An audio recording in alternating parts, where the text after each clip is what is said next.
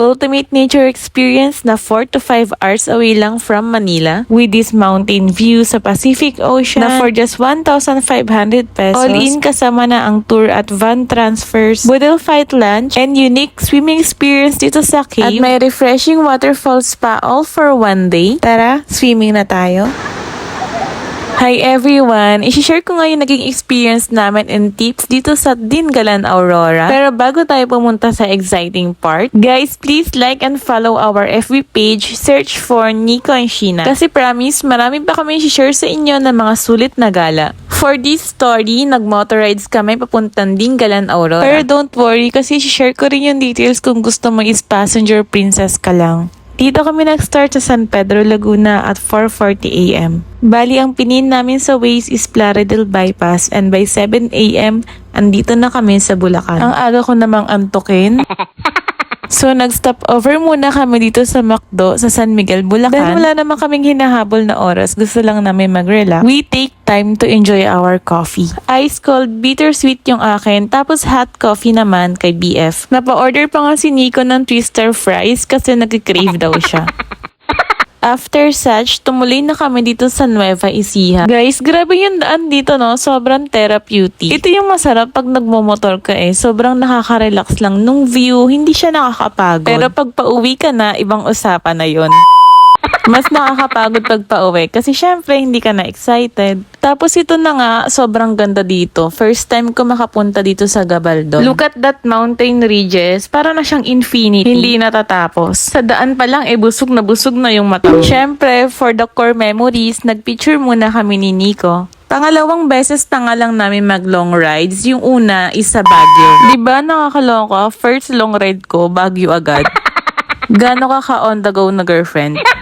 Masarap dito bumiyahin ng umaga kasi ang ganda talaga ng view ng daan. Sobrang lapit ng bundok sa'yo, tapos may mga bridges ka pa madadaanan na ganito, diba? Talagang iikot yung ulo mo dito ng 360 degrees Robot yan.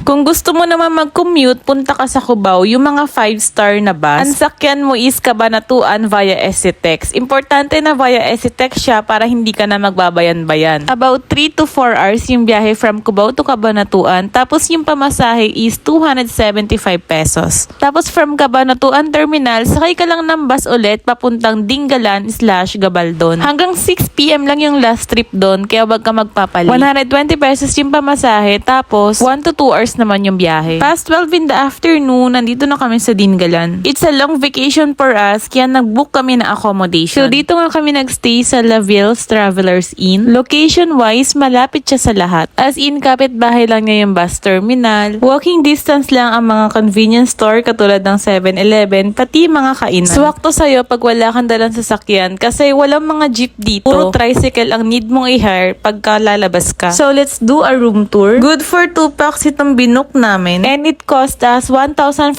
pesos per night with free breakfast na yun ha. Very spacious ang room. Ayan nga, pwede ka pa magpagulong-gulong dyan. This is fully air-conditioned at walang halong etyo. Sobrang lamig ng aircon nila. This is your view outside the window. You have a good mountain view. Super accommodating nila Ate Zoe at ni Kuya Mark. Family business nila to at sobrang bago pa nito ha. Wala pang 1 year yung accommodation. Okay din yung CR nila, malinis and malakas ang tubig. And if big groups kayo at gusto nyo magluto, you just have to pay additional 300 pesos para sa kitchen access and of course sa gas cost. Kami naman, humiram kami sa kanila ng mga baso and bag for our coffee pero hindi na nila kami siningil. I-hire nyo na lang ako kay Thunder kung dito kayo magbubook. Ang cute-cute itong baby husky nila. Na-miss nga namin si Jopay. Yung aso namin ni Nico. Meron din silang good for big groups ha. Katulad itong isang room na to, it is good for 4 packs. Tapos 2,000 pesos lang siya. So if you're interested, you can contact them on their FB page. They are very responsive. So just ping them a message. Ano Thunder? Kaya today?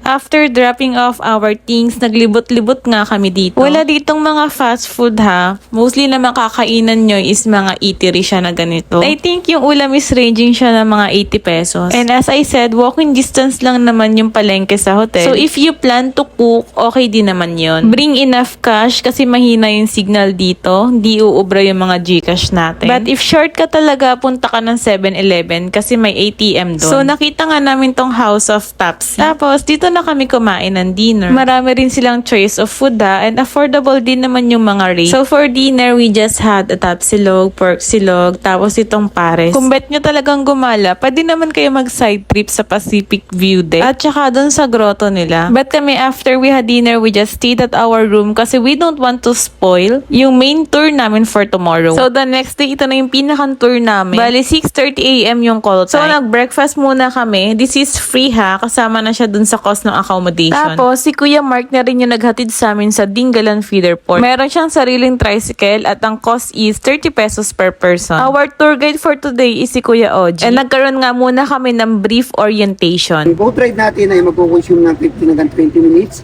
After kaming i-orient, sumakay na kami sa boat. So, ang first stop nga is sa Dingalan White Beach. 15 minutes to 20 siya from Feeder Port. Bali kung small group kayo, recommended na mag-book kayo ng tour. That is, kung wala kayong ina-anticipate talaga na kasabay. So, dito ako nag-book sa Rara Travel and Tours. Dahil galing na mismo kami sa Dingalan, pinakang tour lang yung sasamahan namin. 800 pesos each yung bayad namin. Tapos, kung gusto mga is passenger princess ka lang, at ang starting point nyo is sa Manila, ang need nyo i-avail is yung may kasamang van transfer. So, that costs 1,500 per pax. All in na yun wala ka nang babayaran ng mga entrance fee. Kasama na rin yung Butel Fight Lunch. Kung magkukommute ka naman papunta dito at medyo madami kayo, pwede rin kayong kumuha ng exclusive tour para sa inyo. Pwede nyong i-hire si Kuya Oji as your tourist guide. So, ang fee ni Kuya Oji is 1,000 pesos. Tapos, need mo mag-boat rental, 1,000 pesos din yung cost. Maximum of 10 pax nga yung pwede. And then, you also need to pay the ecological fee na 50 pesos per pax. Ipa-flash ko na lang sa screen kung paano nyo siya makokontakt. Super recommendable nga ni Kuya Oji at saka talagang professional siya. So, for the first stop, andito na nga kami sa White Beach. White Beach naman talaga siya, pero yung sand niya kasi hindi fine. Bali, nandito yung bundok na need nating i-hike. Dapat una nyo talaga tong gagawin at umaga kasi di ko ma-imagine if mga tanghali nyo na to gagawin. May mga nakita kasi kami noon na tapos na kami mag-lunch tapos pababa pa lang sila. Sayang naman yung rejuve mo, diba?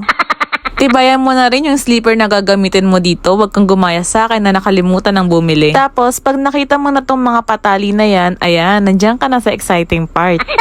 Dapat talagang physically ready ka dito. Mag-condition ka talaga ng katawan, mag-leg workout ka, mag-cardio ka, and all. Para hindi mo siya ramdam kinabukasan. The next day kasi hindi naman sumakit yung katawan ko kasi nga, nag-pre-workout na ako. Ayan, pawis check. Mga 30 minutes din to na hike, but it's all worth it with this view.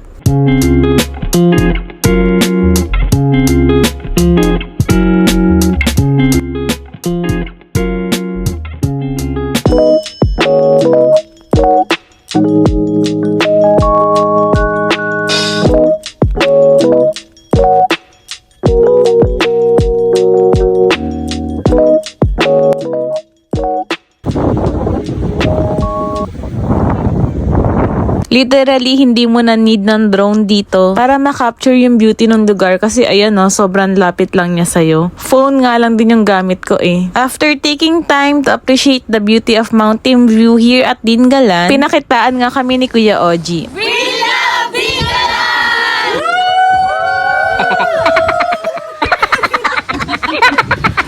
Human drone pa nga. Shout out sa mga nakasama namin sa tour. After that, bumaba na rin kami ulit sa White Beach. Tapos, nag-boat ride na kami papunta naman sa Lamau Cave. For today's eksena, kailangan mong tumalon dito. Tapos, kailangan mong gamitin yung lubid para makapunta ka dun sa rock. O kaya naman ay languyin mo na lang siya. Ang perfect nga na itong tour na to na talagang kung adventurous ka katulad ko, this is for you. Diyan naman sila Kuya Tour Guide, pati yung mga bangkero to help you out. Ang ganda lang dito, nagsiswimming ka dun sa paanan ng mountain view kanina. And of course, take advantage sa nice background to have a photo shoot. You have to walk along this rock para makapunta ka sa cave. Kaya dapat talagang matibay yung dala mong tsinelas at hindi siya madulas. Ganda ng tubig, no? Pacific Ocean na kasi to Sobrang alat nga lang ng tubig dito as in. So, dyan na yung mismong cave. We are so lucky to experience this. Kasi sabi ng local, most of the time, half ng cave is napupuno siya ng ocean water. Kaya lagi siyang nai-skip at hindi ka makakapag-swimming sa loob. So, after namin ma-enjoy yung moments namin sa cave, bumalik na kami sa White Beach to have our our lunch. So we have here a nice boodle fight, and then kasama na nga to doon sa tour na ino-offer ni Rara Travel. We just rested for an hour or so, and then we traveled back here at Dingalan Feeder Port. Gamit yung van, pumunta na nga kami dito sa Tanawan Falls. From here, may nagpaparent ng life jacket, pero wag ka ma-pressure kasi meron ding nagpaparent ng ganyan sa mismong falls. Pwede kang maglakad pero wag mo nang subukan. Just ride a tricycle, 40 pesos siya per pack. One way pa lang yun ha. Ayun nga, ganito yung daan at sobrang na-stress lang ako dito sa daan na to. Sumakit talaga yung ulo ko pabalik. May nakita kami nagmotor sa taas pero parang kawawa kasi yung motor. Balikan nyo ako ha. Let me know how your tricycle ride goes. Super malapit lang ng falls from the drop-off point. As in, parang 5 minutes walk lang yan. Careful lang sa mga daan kasi kahoy lang talaga siya eh. Hindi pa siya fully constructed ng local government. Actually, marami pang falls dito sa Dingalan, but Tanawan Falls is the popular among them all. Siguro kasi yung accessibility niya, very tourist-friendly siya. Super relaxing dito guys. Ang lamig ng tubig. Surrounded ka ng trees. Very nature vibes. Maliit lang yung pinakang falls niya, pero malalim yan siya. And if you have enough courage, pwede ka nga rin tumalon. So, paano? Nasa bucket list mo na ba to? So, alam nyo na. Please like and share this video and follow us for more. Bye-bye!